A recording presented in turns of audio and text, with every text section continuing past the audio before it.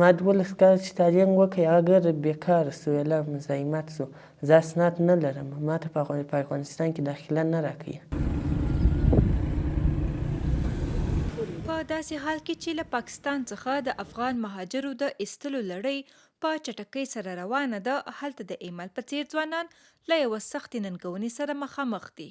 د بلوچستان د پښین ولسوالۍ په سرنان مهاجر کمپ کې اوسیدونکی ایمل د هغو زرونو افغانانو څخه یو دی چې په دغو کمپونو کې یې په جوړو ښوونځیو کې زده کړې کړي، خو هغه نه په افغانستان کې خپلو زده کړو ته دوام ورکولی سي او نه په پاکستان کې له کوم منل سوي تعلیمي ادارې څخه اسناد ترلاسه کولی سي. زما مور زما پلار ډېر په غریبۍ کې ما درس سکول وویله، سکول یې راباندې وویل، نو اوس هغه زما د کور مشکلات بیرته په ما سره وګرځېدله. په بلوچستان کې د افغان مهاجرو په کمپونو کې تعلیمي چارې د SCSPEB تر څارنې لاندې د ملګرو ملتونو د عالی کمشنرۍ په ملاتړ ترسره کیږي. په بلوچستان کې د افغان مهاجرو 10 کمپونه دي چې موږ پکښې 15 ښوونځي جوړ کړي دي او شاوخوا 21,000 ماشومان پکښې زده کړې کوي. په دې کې 42 سلنه نجونې او نور هلکان دي.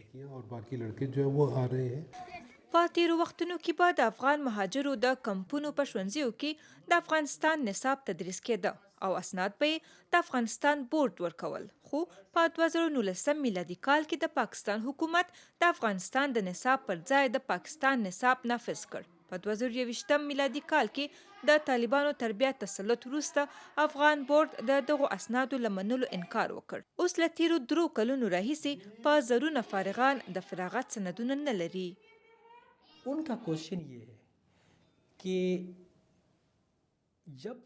د هغوی پوښتنه دا ده چې کله تاسو د پاکستان نصاب تدریسوي او زموږ هغه نه، نو موږ څرنګه د فراغت سند ورکولی شو؟ ځکه زموږ پر ریزلټ کارت پاک سټډیز شته، اسلامیات شته او د هغوی په نصاب کې دري ده، ژبه یې بیله ده، کورس یې بیل دی، د اخلاقو مضمون یې بیل دی. موږ 8 مضمونونه لرو، هغوی 12 لري. जो मकसद अखलाक अलग है, वो हमारे 8 सब्जेक्ट है, उनकी 12 सब्जेक्ट है.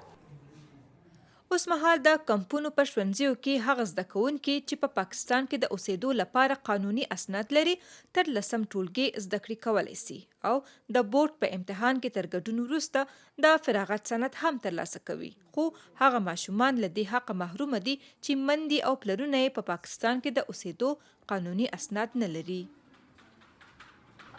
زموږ خپل هېواد چې دی هغو کې خو هم تعلیم نشته او دلته هم زموږ دپاره ځکه د پیوارډ کارډ مسله سوله چې زما ده، ځکه زما پیوارډ کارډ خو شته دی، زما د والي صاحب د نشته، نو دا به زموږ دپاره خود مشکل وي زموږ د راتلونکي دپاره، ځکه چې موږ که څه هم ایجوکیشن حاصل کړو خو بیا هم ځکه موږ په یو داسې امتحان کې چې وي یا داسې کې هغه موږ نه منظوروي چې یا موږ هلته امتحان ورکړو.